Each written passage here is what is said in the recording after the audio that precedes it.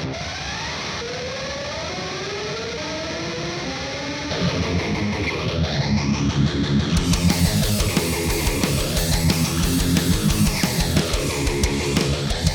lovely freaks, and welcome back to the podcast. I'm your host, Amanda. And I'm Hannah. And if you're new here, hi, welcome. If you like things strange and unusual and true crime, you can go ahead and hit that subscribe or follow button. You can also head down to the description box and you'll see a link that will take you to our link tree, and that'll give you access to all of our social media, Twitter, Instagram, and all that jazz. Yeah. All right, guys, so we're back. We've been gone for 2 weeks. Yep, it's been a hot minute. But I told y'all the reason why was because, holidays are over the weekends, and we just figured we'd spend time with our families and everything, instead of worrying about all that, doing research and stuff. Yeah. And then my husband was getting ready to leave for a month, so we and the kids wanted to spend time with him and do stuff with him. So, yeah, we've just been busy. But we should be back on track now, and we should be pumping them out for you guys. I did want to say that we may...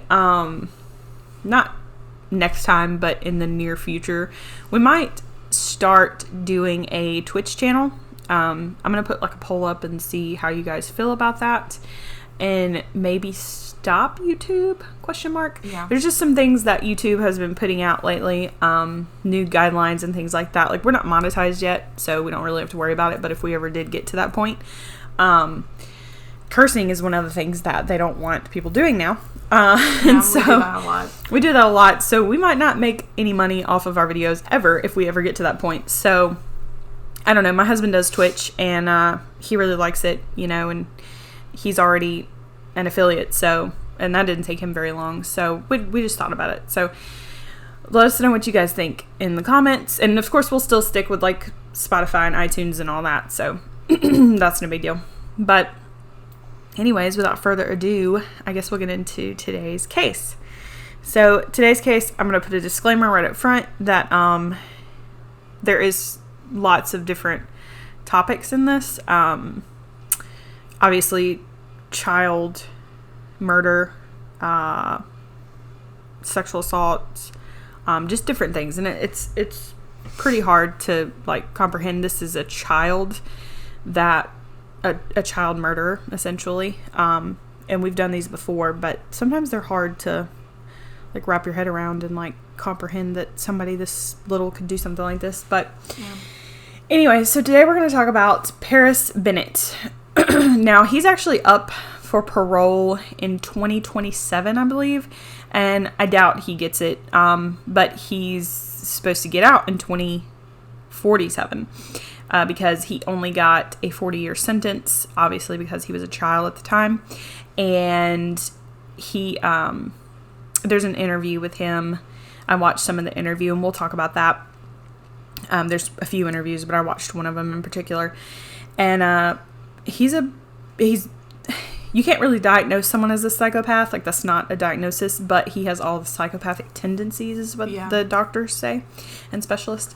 So it's very rare to find someone that actually has a lot of psychopathic tendencies. Like, I only think there's maybe only like 5 serial killers or killers that have been diagnosed that way.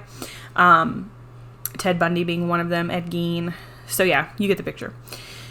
So Paris was born October 10th, 1993. His mother's name is Charity Lee, and she was born in Georgia.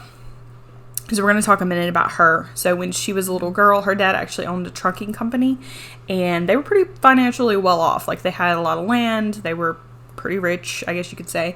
But unfortunately, her father was murdered when she was only around 7. And after this, her mother remarried, like, Charity said, like 6 or 7 times, like over the course of her life. Dang. So her mom and her did not get along very well. Her mom was actually, like, she said she was a little cold and distant, and her childhood was just not the greatest after her father died.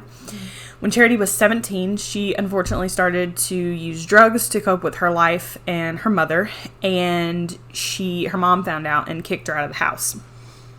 She ended up getting clean after this and going to a halfway house. And when she was in the halfway house, she got pregnant about 3 months later with Paris.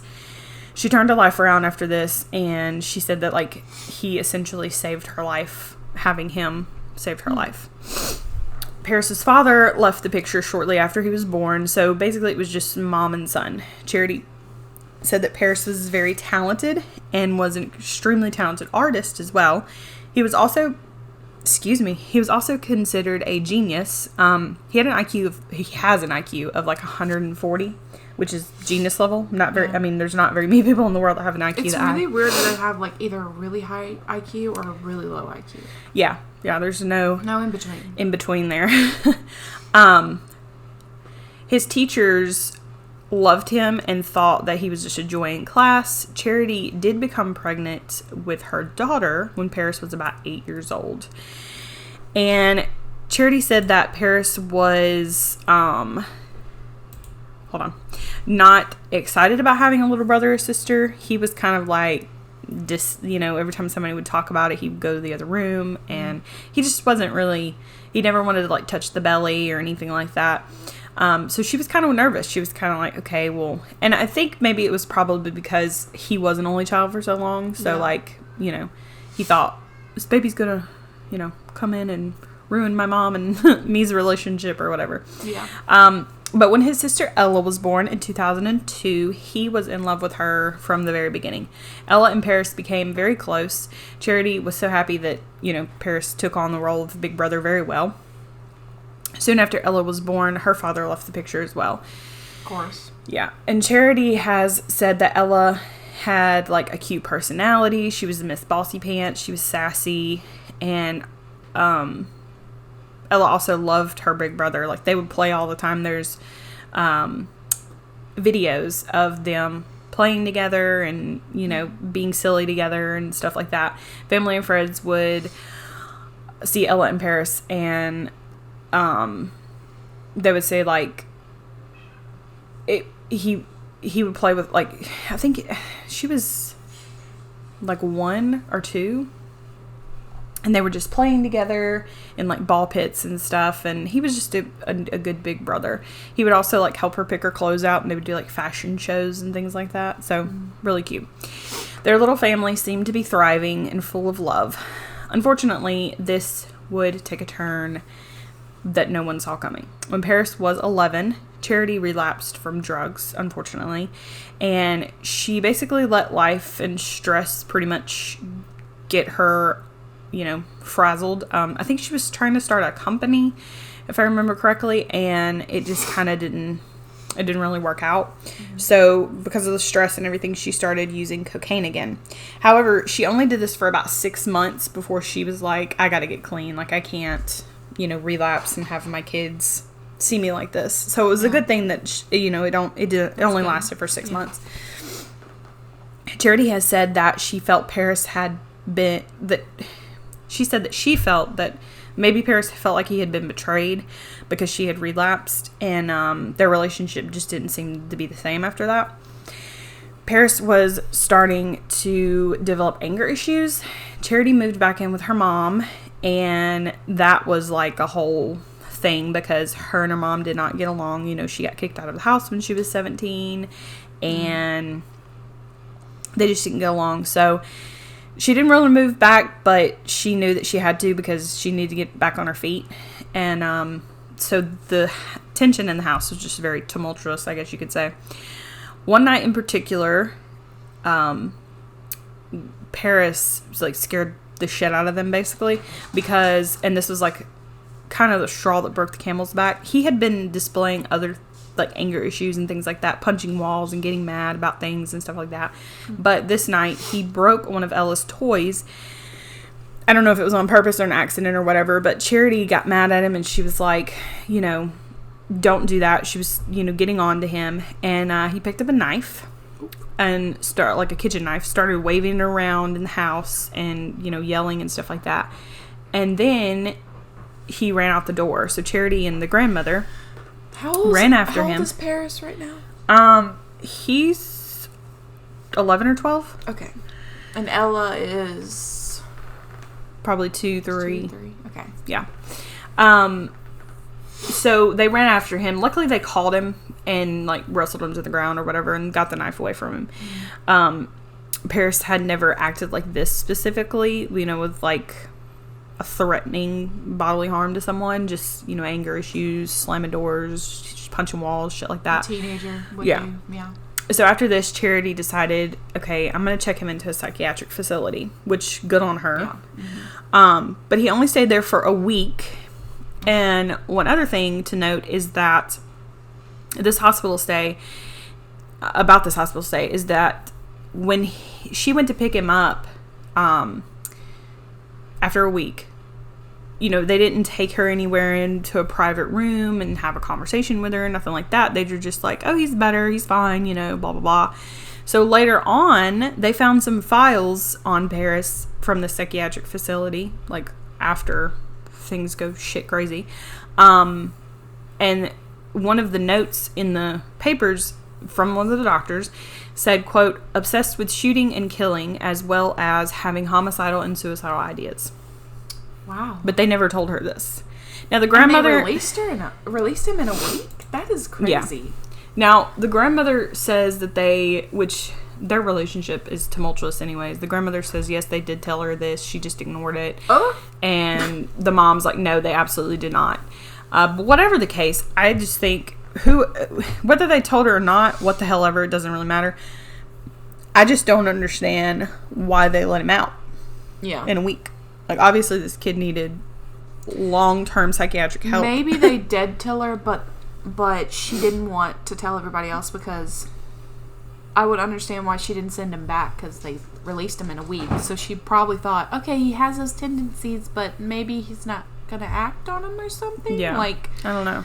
Maybe she was trying really hard to deny all that. Yeah. Well, she swears to this day that she never knew about that. Like, they never told her. Which wouldn't completely shock me. I mean, if the psychiatric facility is overwhelmed, overran, overworked, if they don't see an immediate threat, they're just going to be like, okay, it's good to go. Bye. Yeah.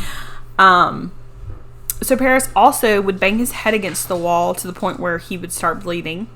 He would also make aggressive gestures towards his sister, like put his hands around her, pretend like he's choking her, but not actually choke her, He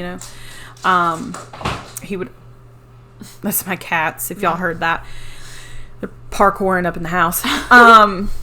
He would also, ball his fist up at her, if he got mad or whatever. But he never physically hurt anybody. So his mom was kind of, thinking maybe he just had severe anger issues, Yeah. So in 2007, Paris at this time is 13 and Ella is 4. And this is when they settled down in Albany, Texas. So this brings us to February 4th. This was Super Bowl weekend. Charity had a job at Buffalo Wild Wings, so she was working late that night because it was Super Bowl weekend. And they're super packed. So Ella and Paris are at home along with the babysitter. Mm-hmm. The babysitter said that they went out to eat. They went and got food. They came back and watched a movie. And then the babysitter takes Ella to bed. When she comes back down, Paris goes to the babysitter, and this is around 10 o'clock. And he's talking to her. And then somehow, I don't know how that conversation went. And I couldn't find anything about how that conversation went. But somehow he convinced her to leave. And Mom will be back soon. So it's no big deal. I'm old enough to watch us type situation. Unfortunately, after she leaves, not too long after she leaves, gets down the driveway, gets out of there or whatever, Paris goes to the kitchen and gets a long butcher knife, goes back to Ella's room and stabs her 17 times while she's asleep. Oh my God. After this, he calls a friend. Don't know how that conversation went, but he calls a friend. He's on the phone with him for about 6 minutes. We do know that. Then he gets off the phone and calls 911. In the audio, there's audio, but essentially it says, Paris said, I accidentally killed somebody. And the operator said, you killed somebody? And he said, no, I know I did. I woke up and I was hallucinating. She said, you're hallucinating? He said, yes, I thought my little sister was a demon and I killed her. She said, I want you to perform CPR, okay? He said, no, I know for a fact that she's definitely dead. And he's crying during this and sounds hysterical. Yeah. She said, no, I don't. He said, no, I don't think that'll help. because she said, "Come on, Paris, work with me. I want you to take your hands and push on her chest." And you can hear him like in the background, kind of like saying 1, 2, 3. She told him to do it like 30 times. And so he sounds like he's scared and he's like sobbing on the phone. He also sounds like he's actually doing CPR. However, when the paramedics arrive and the police, they notice that he has not done CPR at all. Charity has said later on that when she's listened to the recording of the 911 tape, she says that she knew like something was off with the 911 tape, because he doesn't usually cry. Like when he cries and he's upset, it doesn't sound like that. He's like he was overplaying it, you know what I mean? Try to be manipulative. So the police arrest him, and after they arrive, because they don't really, he did admit that he killed her. He just said that he did it because he was hallucinating, so that they still have to take him downtown and question him and things like that. So after they do this, they arrive at Charity's work about 12:30 a.m. They tell her that there's been an accident and Ella was hurt. She starts to say, "Well, take me to her, and then they say, "No, ma'am, we can't, because she's passed away." So in this moment, she then immediately started asking, like, "Where's Paris? Is he hurt?" She's probably, I don't know what she's thinking, but in my mind, I would be thinking somebody broke into the house and killed my kids. Yeah. So they proceed to tell her that they have him in custody and tell her basically what happened. So at first, Charity does believe that this is an accident, and she does believe that maybe Paris was hallucinating. I'm not sure why. Maybe because she knew he was mentally ill in the first place. So maybe probably she thought she's in shock, and she just is like, okay, and can't believe that her son did this. So when the police interview him in the interview room, he tells them basically the same story, but this time he tells them that he was asleep next to Ella, which is weird because they have their own rooms and he wouldn't sleep with her. He also said that he woke up terrified, and when he looked over at Ella, she was covered in flames and was a demon. The police basically knew, like, okay, he's lying, because they already knew about the CPR thing. He didn't have any tears when he was telling this story. Like, he was trying to cry, but there was nothing coming out. And so they pretty much knew he was, like, lying. So after, I don't know how many days after, but they finally got the autopsy report back from Ella, and it pretty much showed that Paris was guilty right off the bat. The report was absolutely shocking for everyone. It showed that Ella had actually been beaten, strangled, stabbed, and there was semen found on the bed where she had been, and there was also semen found in the pants that Paris was wearing. They found on Paris's computer that night he had been searching BDSM and bondage and stuff like that, and also watching snuff films. Which is not to say that if somebody that does that is going to do this. We're just saying that for a 13-year-old, that's not something he needs to be watching, especially if he's got a mental problem in the first place. After finding this out, Charity was pretty much outraged, and she now knew that, like, Paris murdered Ella. She goes to the jail to confront him, and she tells him, "I know you did this on purpose. I know you're lying." And she said all of a sudden she could see a shift in his face, almost like she was speaking to a different person, because while she's telling him this, he's got his head down, and blah blah blah. And she said then all of a sudden he looks up at her and makes eye contact, and he doesn't look like the same person. It's just weird. Like, it's almost like his demeanor's changed. And not saying he's like possessed or anything like that. Don't think that. But anyways, and he says, quote, "Well, it took you fucking long enough." She confronted him about the semen that was found, and he got pissed. He flipped the table and punched a wall and then left the room. Wow. So this was the first time that Charity had ever seen his real personality, I guess you could say. Yeah. And it scared her. The case was pretty much cut and dry. They wanted to make sure that Paris stayed in prison as long as the sentence would allow, because he's still 13. If it would have happened 5 years later or something like that, he could have been out. I mean, he could have gotten the death sentence, but they didn't do that because they can't, because he's only 13, which I find weird, because I know in some places, in some cases, I feel like there have been kids that have gotten less sentence, a lifetime sentence. A lifetime? Yeah, or something like that. I feel like there's a case, and maybe it depends on what you do. Probably like somewhere like in Germany or somewhere over there. Maybe. Because in the USA, I don't think there's ever been a life sentence, because they can't do that. Yeah. Maybe not. Maybe I'm thinking about some other country, yeah. So, in the first years of his sentence, he didn't open up to anyone. He didn't even want to see his mother, which I can't believe that she actually, like, stood by him. She still stands by him. Not that she thinks he's innocent or anything. She just says that he's still my son at the end of the day. Yeah. Which I can't even... I don't know how I would act. I mean, I have a son and a daughter, so I don't know what I would do. But I know... I would probably still love them, but it'd take me a long time to go see them. Yeah. So she definitely is the definition of a mother's love. Mm-hmm. Paris later admits that he had planned the attack on Ella. He not only wanted to kill his sister, he wanted his mom to suffer. His goal was to take both of her children away from her. By killing his sister, he did just that, because he was in prison and she was, dead, and Ella was dead, and so she didn't have any kids. Yeah. Paris was evaluated by the prison doctors, and he was deemed to be a true psychopath, to have true psychopathic behavior and narcissistic personality disorder, which obviously. He did finally let Charity visit him. And when she did, he started tormenting her more. Mm-hmm. He told her, I killed Ella because I wanted to punish you because you relapsed.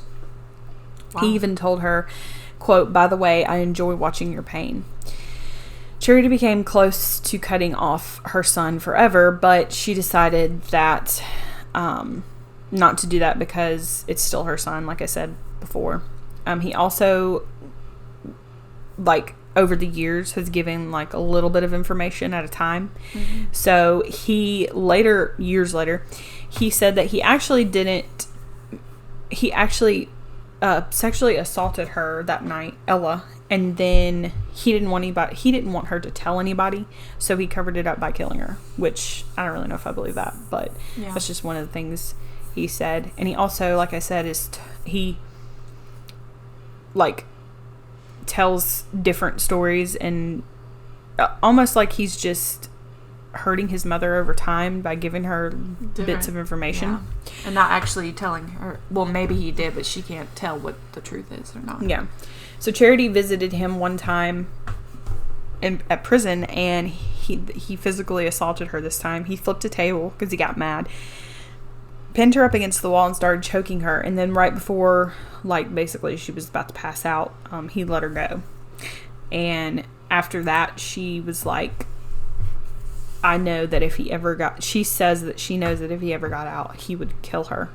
She feels like he would come after her and her son, because she has another son now. His name is Phoenix. And so the interview that I was talking about at the beginning of this, it was an interview with Piers Morgan, and you can go watch it. But it was pretty interesting to watch. But in it, Piers asked him if he ever knows, if he even knows what love is, because he said that he loved Ella with every fiber of his being. And he said, well, I don't know how to answer that. We don't have time to go into what love is. There isn't just one thing I could point at and say, oh yeah, that's what love is. Almost like he was trying to say that he had never been shown love or anything like that. Charity was watching in the other room, and she said, I've heard him say this before, basically. And she said, it makes me mad because all he has to do is point at me and know that's what love is, because I'm still here, you know? So,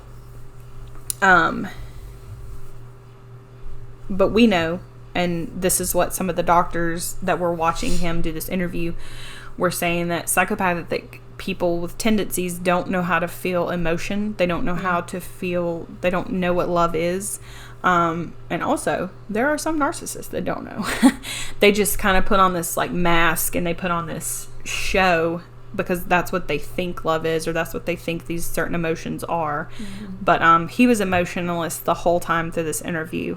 You know, he said at one point, it was because Piers Morgan asked him that, like, why have you not shown any emotion? And he said, I can't, because I have to go back out into that place, talking about prison, and I have to face these monsters and these people. So if I look like I've been upset or something like that, they'll target me.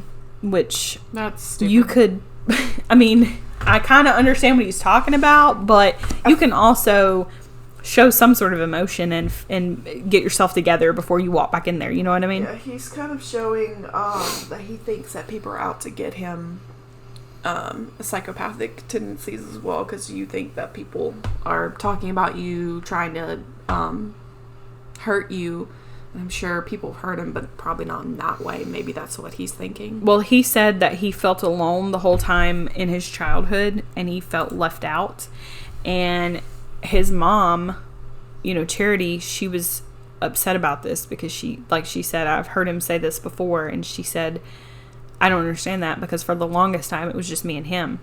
Yeah. Like, my whole world revolved around him.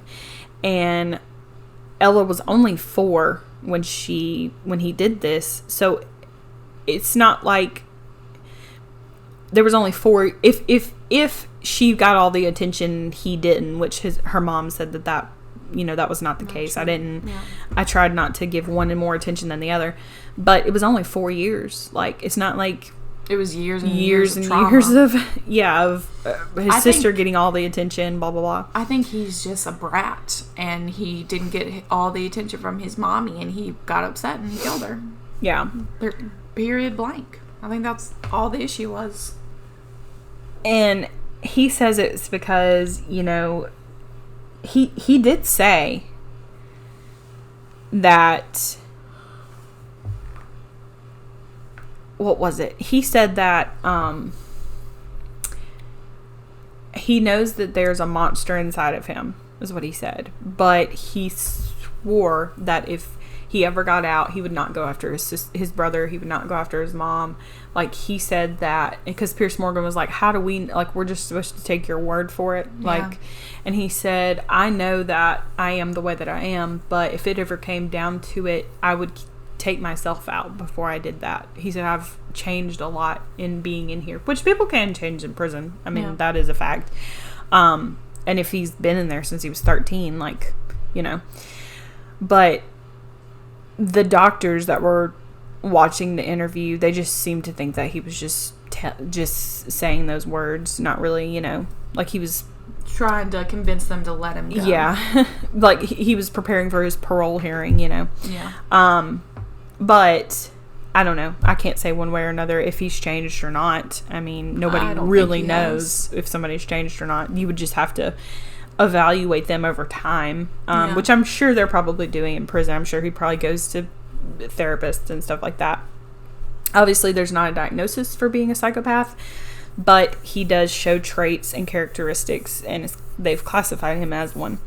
He also claims he can't rationalize what he did to Ella because he isn't the same. Like I said, he's not the same person that he was 12 years ago, because this interview was in 2019. Mm-hmm. So he says he can't really because Piers Morgan was like, can you, like, give us an example, like, why did you do this? Like, you know, this doesn't seem like a rational thing to do. And he just said, I can't, because I'm not the same person. So he will be released, like I said, February 2047, and possible for parole in 2027, but I doubt he gets parole. She did say at the end, his mom said at the end of the thing that, because Piers Morgan was like, you know that you have to, like, leave. I mean, as much as you love him, are you going to take the risk of, if he gets out, him not coming after you? Yeah, you're going to have to go somewhere. You and your son. And she said, if it came down to it, and I felt like we were unsafe, you know, before he gets out, she said, I know I'm going to have to make that decision at some point. Which, if he doesn't get out till 2047, I mean, that's a long time from now. But yeah, so that is the case of Ella Bennett and Paris Bennett, who took her life. Which is crazy to me that a 13-year-old can do that. But I will say this. I'm not saying that the mom did anything wrong, by no means. I'm saying that the system probably failed him, because if they really had those papers on him when he went to that psychiatric facility, he should have had way more extensive help than what he had. He should have stayed there way longer. Yeah. Or he should have been in therapy, you know, at least once a week or something like that. And that's one of the things that we need to, as parents, we need to understand. Like, if your kid has any sort of, like, even if you think that it's something small, like maybe they just are fascinated with death or something like that, you probably need to take them to, like, a therapist just to get them to talk to, which I know it sucks. Like, as a parent, I know, like, thinking about your kid being in therapy because you think they might be crazy, like, yeah. you almost don't want to do it, because you're like, well, what if they just automatically, just because they like horror films or something like that, what if they just automatically assume they're crazy because of that? But I think therapists can pretty much weed out, like, what kids are imaginative about and what kids actually mean, you know, once they start talking to them. There's a difference between personality and then also something deeper than a personality and wanting something deeper. Yeah. You know, you can like certain things. Like, I go to my therapist, I tell her I like horror movies. She hasn't told me I'm a psychopath. Exactly. And my kid, like, my daughter, she's 8, and she likes horror films. Not some, you know, really, really bad ones, but she likes scary stories and things like that. But she also, like, the other night we watched Marley and Me, and she swore she wasn't going to cry. And I was like, yeah, that's bullshit. And she did. So she can show emotion. So if she wouldn't have cried, or she comes to me and she says... We probably would have Yeah, and she comes to me and she says, I watched this horror film and somebody got their head chopped off and that was so cool. And I'm just like, okay, well... That's not all right. Or if she never gets scared about anything or something like that, that's different. But, yeah, I mean, just... try to pay attention to your kids. And I'm not saying that Charity didn't. And, you know, she this did kind of by all... sending her... Yeah, she did the right thing by sending him to the psychiatric ward. Because most parents...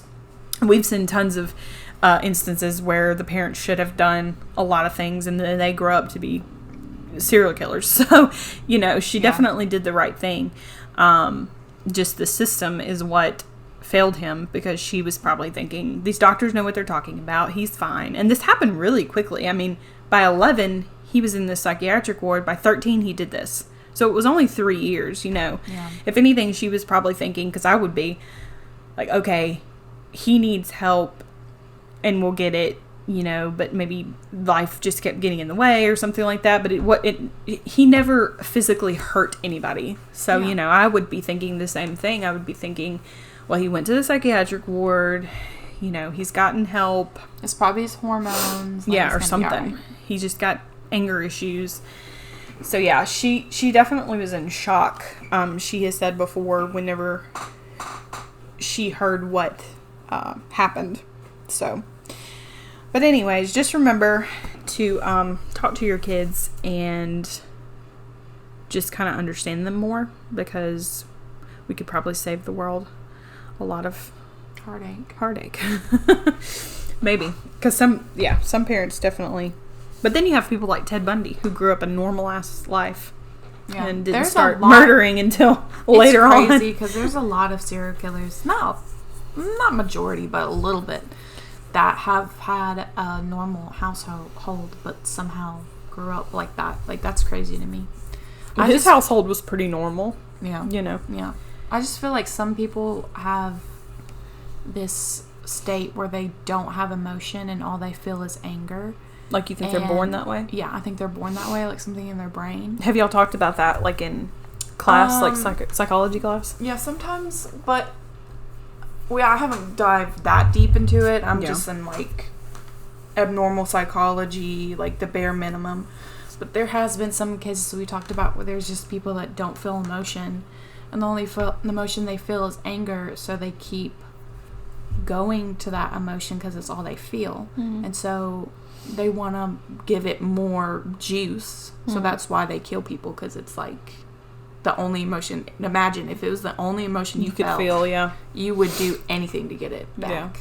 So I can't imagine not feeling any other emotion, or any emotion at all. Yeah. Like, I'm very emotional. Same. That's like my daughter. She's super emotional. She'll cry one minute and laugh the next. So, yeah, I can't imagine that.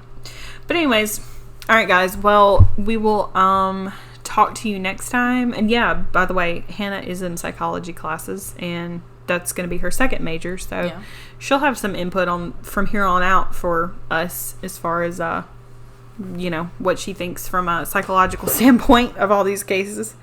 But so yeah, we will talk to you guys next week. We hope you have a fantastic week, and we'll see you later. Bye.